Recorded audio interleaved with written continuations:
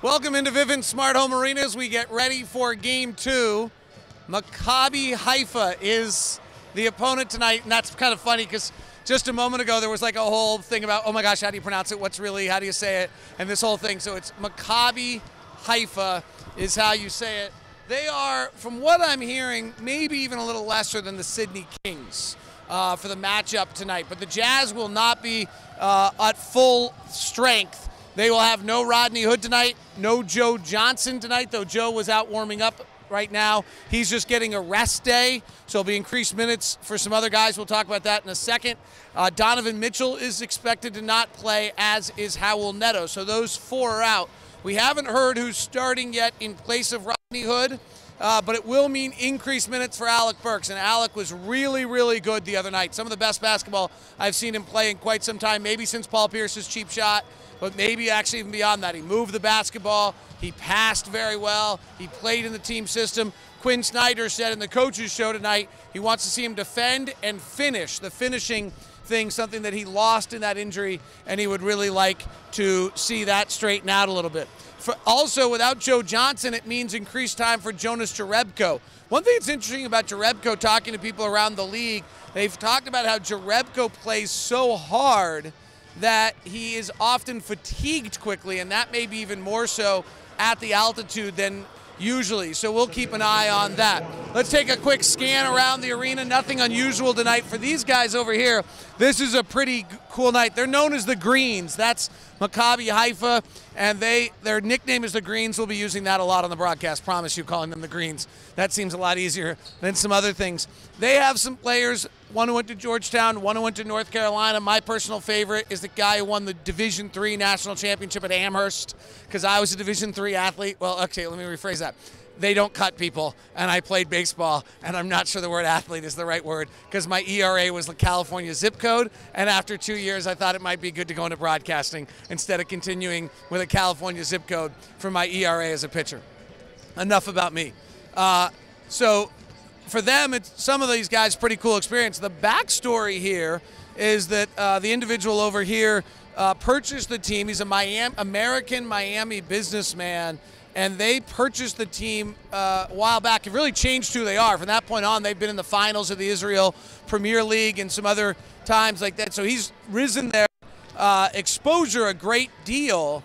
And one of the things that he's done is kind of taken advantage of how difficult it is for teams to schedule preseason games. So you have limited arena dates. This year there's only a 2-week window by which you can schedule preseason games.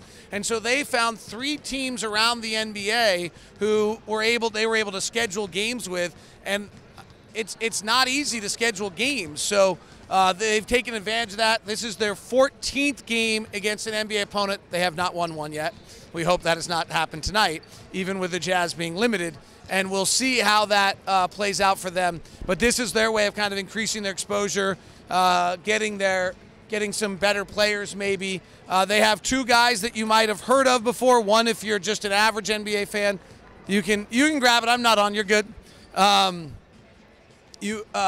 Josh Smith, the former Atlanta Hawk, max player at one point in time, is with this team on an invite.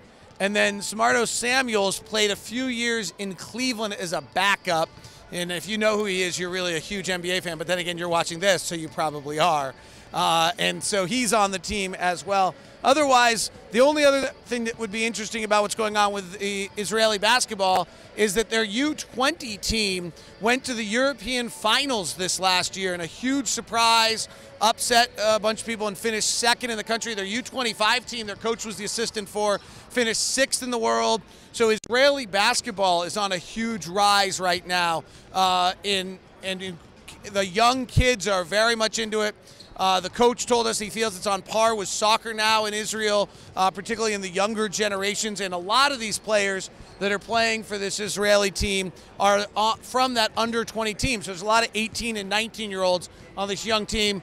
Quite a thrill for them to go up against someone the likes of Joe Johnson. Finally, other note for you, Ricky Rubio, seeing him working here with Igor Kakashkov, who, by the way, was the head coach of the Slovenian national team that won the Eurobasket here this last year.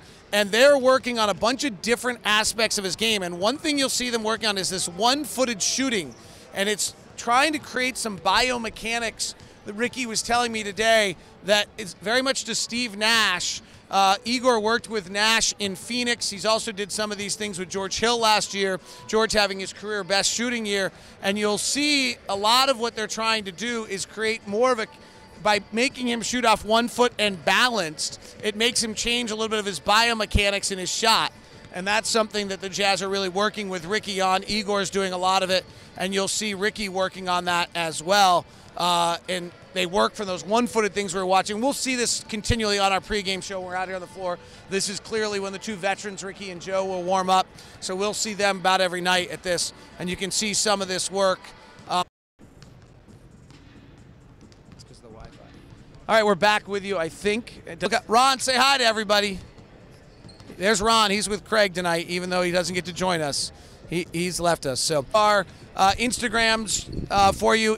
Follow me at DLock09, and then post-game, I think Ron will probably come up as well. So have a great night. Thanks very much for tuning in, and we appreciate we do this live.